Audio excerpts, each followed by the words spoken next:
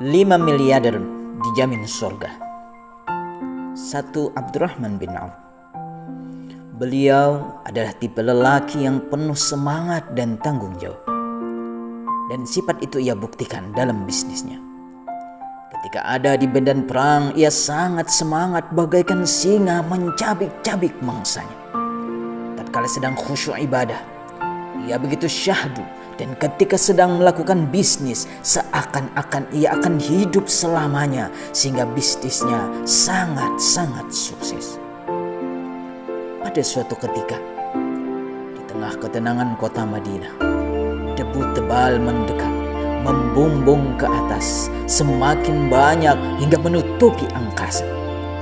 Angin bertiup ke Madinah, menyebabkan gumpalan debu kuning itu semakin mendekat dan dilihat oleh penduduk kota Nabi.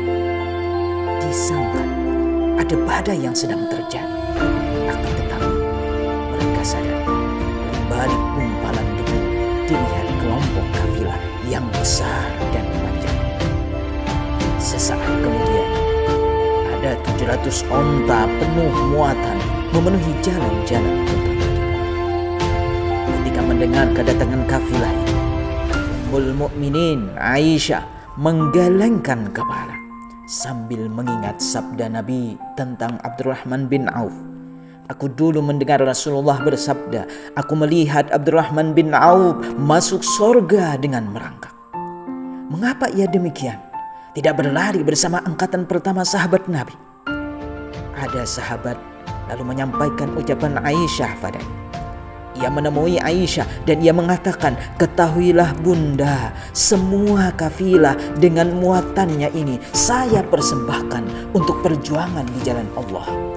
Muatan 700 onta itu dibagikan kepada semua penduduk Madinah. Ini hanyalah secuil kisah dahsyat dari Abdurrahman bin Auf, saudagar sukses kaya, menguasai kekayaan dunia demi akhirat.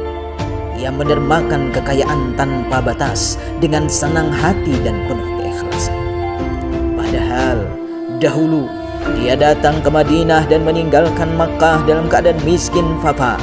Kekayaannya hanya yang melekat pada badannya. Saat tiba di Madinah, beliau datang dengan tangan kosong, sepeser pun tidak dimilikinya.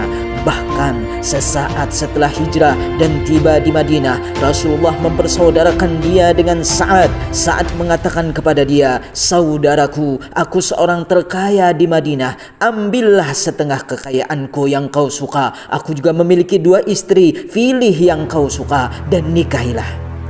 Ia menjawab, semoga Allah melimpahkan berkahnya padamu, juga pada keluarga dan kekayaanmu. Saya mohon supaya ditunjukkan di mana pasar. Ia pun lalu menuju ke pasar, melakukan jual beli hingga mendapatkan keuntungan yang sangat besar.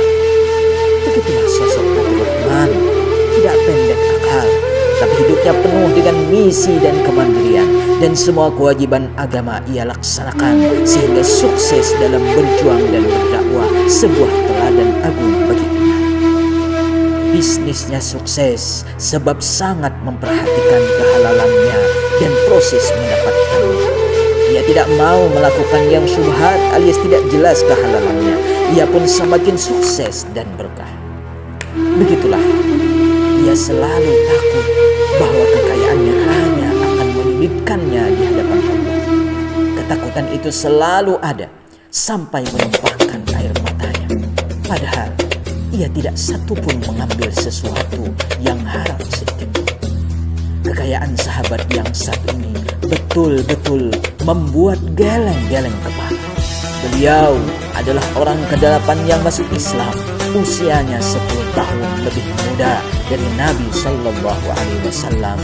Beliau mengikuti semua peperangan dalam sejarah perjuangan Islam di zaman Nabi Sallallahu Alaihi Wasallam.